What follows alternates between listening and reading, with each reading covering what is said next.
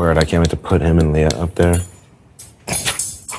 Sorry. If I win HOH, he's going up against the love of his life who doesn't give a about him. Well, the past 24 hours in the Big Brother house has kind of been a nothing burger, but let's talk about what little there is to talk about. The big thing, of course, is once again, is Tucker going to do something crazy with the veto because he continues to play the twist and not quite the long game. It worked for him last week. Would it work for him again? I don't know. The main thing, of course, seems to be that he wants to not use the veto this week, keep noms the same, so that Rubina does not go on the block. Quinn has finally told Rubina that she's probably going to be the renom because of her proximity to Tucker. And Rubina is Rubina's biggest enemy. I mean, as we've established this season, most of the players are their biggest, worst enemies, no matter who it is. That's why the gameplay has kind of struggled so far this season. They all work against their own favor, except for a few. But yeah, Rubina has not really been a big factor in this season. She has been furniture, as I've called her before. Even now, knowing that she's going on the block, I feel like maybe that's finally lit a bit of a fire under her, because the past 2 days she's kind of been mopey and depressed in general. Her entire game is not really a game. Her entire game lately has just been, is this showmance with Tucker real? Do people see her and Tucker as a showmance? You know, she had to explain to Angela that her and Tucker are being seen as a showmance because Angela didn't see it. Not surprising, because Angela's usually going over about 27 other scenarios in her head at once. But Angela did also try to light a fire under Rubina's butt last night. I will say where Angela is concerned as the current HOH with no power, she's at least trying to stir some shit up. Talking to Chemo, T-Core, Rubina, and Tucker about Joseph and Quinn, how she overheard a conversation with them, how Joseph is playing the kind of under the radar game he wanted, but Quinn is panicking because his game has gone wrong. But all, you know, trying to put a target on Quinn and Joseph, trying to put a target on Joseph, period, because he's kind of under the radar. Yeah, where Joseph is concerned, he's still delusional. He still thinks he is the leader of the collective alliance, where he is nowhere near that. Yeah, I don't understand how he can even think that, because he knows about the Pentagon. He knows there's this alliance of 5 within an alliance of 8, and he's not in that 5. So how he thinks he's running the alliance, your guess is as good as mine. I guess it's just more delusion. Tucker, also delusional, that if Rubina were to stay up on the block against Cedric, that Cedric would go home.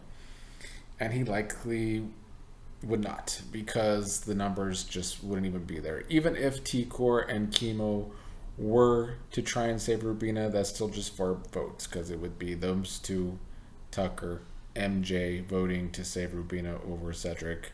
They would need Joseph, and as I said, Joseph thinks he's the leader of the collective, so why would he turn on the alliance that he thinks he's the leader of, even though he is nowhere near the leader? So yeah, still a lot of mind-numbingly bad gameplay, and just kind of boring over the past. I told you this twist was going to be boring, and it is. The Quinn being the secret HOH when he's not really the secret HOH because he outed his power like an idiot is boring to me. I will say Chelsea continues to play the best game, as I've talked about the past 2 videos now. I'll talk about it for the 3rd day, because where Chelsea is concerned, as long as Cedric is safe this week, her game is gravy. She's good with a lot of people. A lot of people listen to her. Like, at one point, she was talking about Rubina going. I don't think it hurts Chelsea's game that much if Rubina goes. If MJ goes, it doesn't hurt her game. MJ, you know, trying to be up under Chelsea, and I think Chelsea could use MJ, but Chelsea could also use Rubina as it stands right now, because Rubina doesn't really have a lot of ties, because she hasn't been playing the game hard at all. So yeah, Chelsea's still in a great spot. If she loses Cedric somehow this week, of course that's going to take a hit to her game. I still don't think she'll be in major trouble that soon, but it would be sooner rather than later if Cedric leaves. I think Cedric is a big piece to Chelsea's game. But it could actually lower Chelsea's threat level if Cedric does go home, because they are kind of seen as a duo at times. But yeah, still love Chelsea's game. And, saying all that, once again, let me shit on Brooklyn's game, because I still think people out there think Brooklyn's playing this good game, and I don't see it. Brooklyn should not be so gung-ho about the possibility of Rubina going home. They have a close relationship, and yeah, it's more personal than game, but also not really. Brooklyn could use Rubina as a number in the future because they are so close. So the fact that it's taken Brooklyn a couple of days to realize that Rubina going could actually be bad for her. I don't even think she realizes that it could be bad for her. But there was a chunk in time where it seemed like Rubina going would be okay for Brooklyn, even over MJ, because just of Rubina's closeness to Tucker. I see that as blind gameplay. Rubina could still be a piece of the puzzle for Brooklyn's game.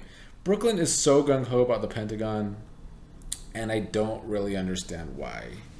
I get it. It's just typical boring Big Brother. You have this big alliance. You have this smaller alliance within the alliance.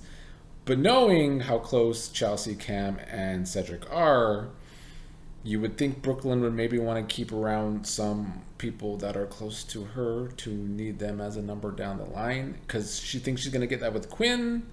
When Quinn has been spastic, throwing everyone under the bus, has final twos with everyone, that ain't going to happen. She's not close to Joseph, so I don't understand how she thinks she's just going to have Joseph there.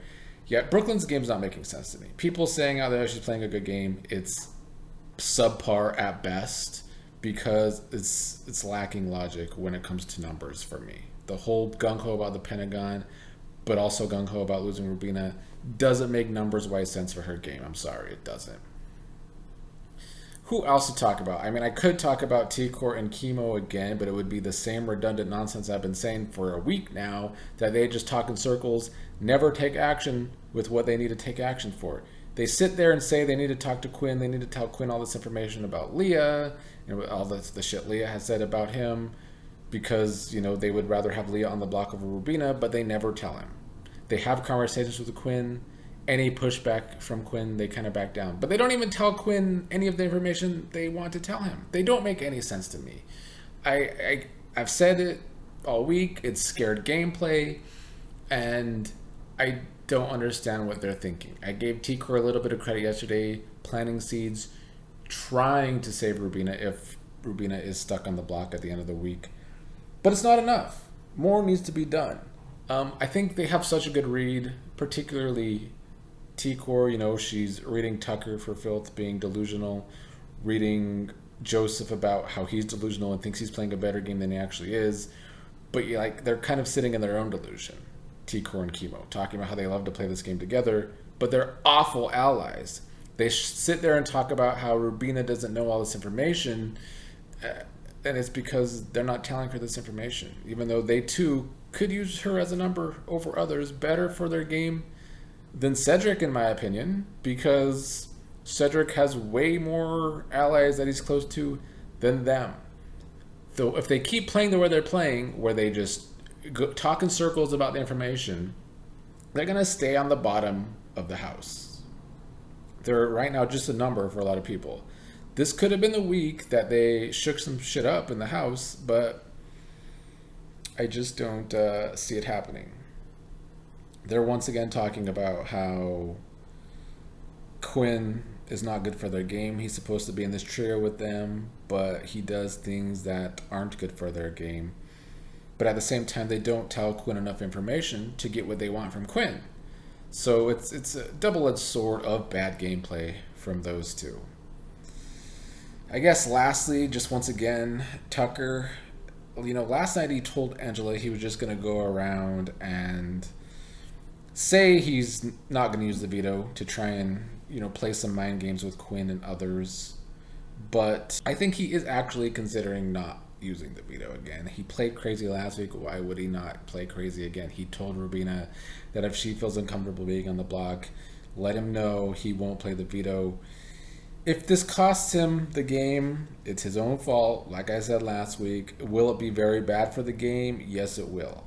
This week's already boring because of the twist and because the gameplay is so just kind of non-existent, I could only imagine the house without Tucker. Angela can't carry the entertainment herself because she doesn't really have agency in this game as it is. She's trying to gain some more agency again this week, but as an HOH with no real power, how even do that?